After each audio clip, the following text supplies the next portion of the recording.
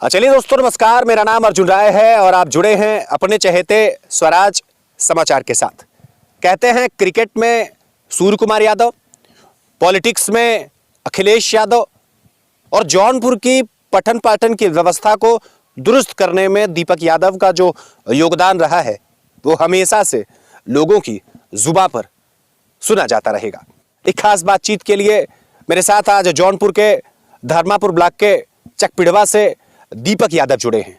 दीपक न सिर्फ एक शख्स का नाम है बल्कि ये वो चिराग हैं जिनके पिता किसान हैं, और किसान जब अपनी लहलहाती फसलों को देख करके मुस्कुराता है तो उसे एक उम्मीद होती है, उसे एक अपेक्षा होती है, उसे एक आशा होती है कि मेरी लहलहाती फसलों जैसा मेरा बेटा भी ऊंचा मुकाम हासिल करे।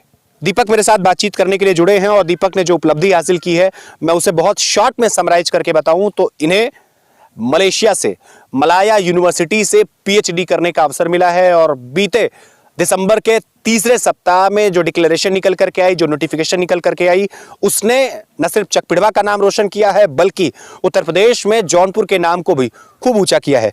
दीपक, सबसे पहले स्वागत करता हूं स्वराज समाचार की तरफ से, और एक सवाल के साथ शुरुआत करते हैं। आपकी प्रारंभिक पढ़ाई लिखाई कैसी रही?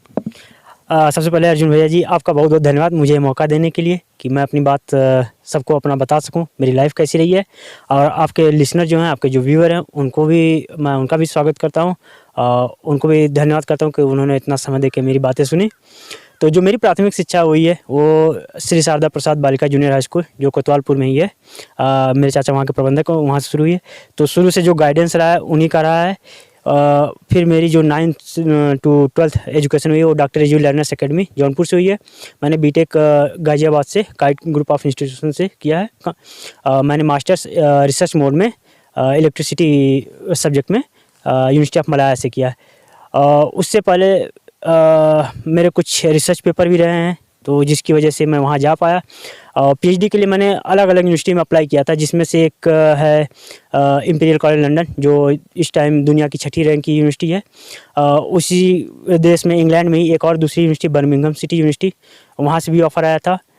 लेकिन मेरा जो मास्टर्स का डिग्री है वो मुझे उस टाइम प्राप्त नहीं हुआ था, क्योंकि वो थोड़ा लेट चल रहा था, थीसिस प्रेजेंटेशन नहीं हो पाया था, तो उस वजह से वो छूट गया।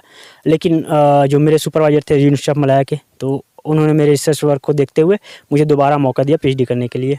एक चीज़ और दीपक जी आपसे जानना बड़ा ज़रूरी है। आप अपने परिवार का जिक्र करते हुए ज़रा बताएं कि शुरुआती समय में पढ़ाई लिखाई को लेकर के किसकी तरफ से आपको ज़्यादा सहयोग मिला, और एक ख़ास चीज़ उसमें आप ये जोड़ते चलें, ये बताते चलें कि तमाम युवा ऐसे हैं जो तैयारियां करते हैं, असफल हो जाते हैं। तमाम युवा ऐसे हैं जो ये निर्णय नहीं ले पाते कि मुझे तैयारी किस प्रकार की करनी है।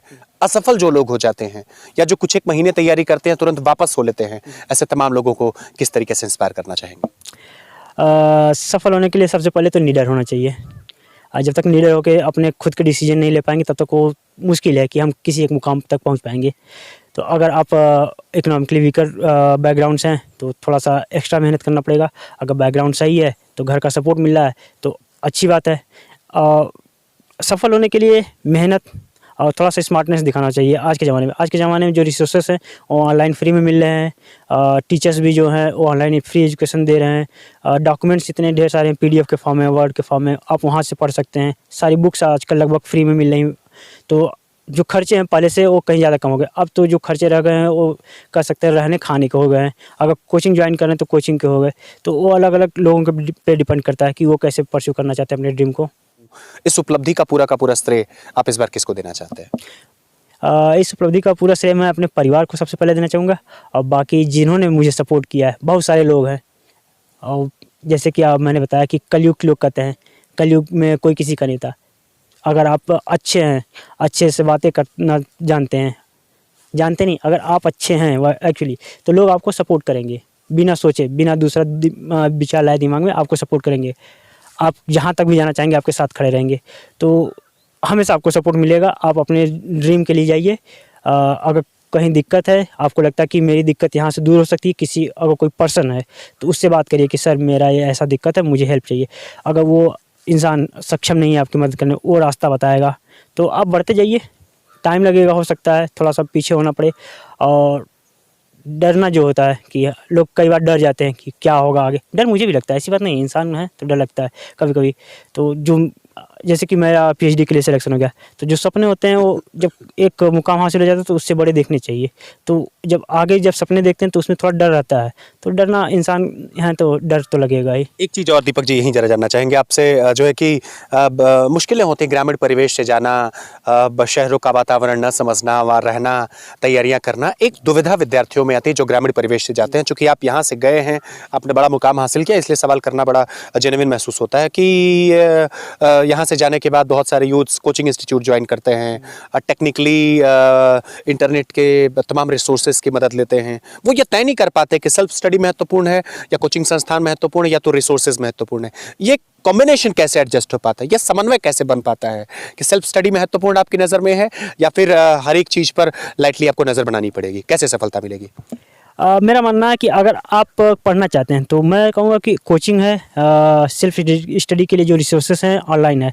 तो आप एक बार नहीं तो तेज़ नज़र दौड़ाना कि हम सभी चीज़ों पे तेज़ नज़र दौड़ा लें, ताकि मुझे एक हल्का फुल्का समझ में आ जाए कि हाँ क्या चीज़ कैसे है, कोचिंग अच्छी है या सेल्फ स्टडी अच्छी है या ऑनलाइन जो रिसोर्सेज उनसे अच्छा है।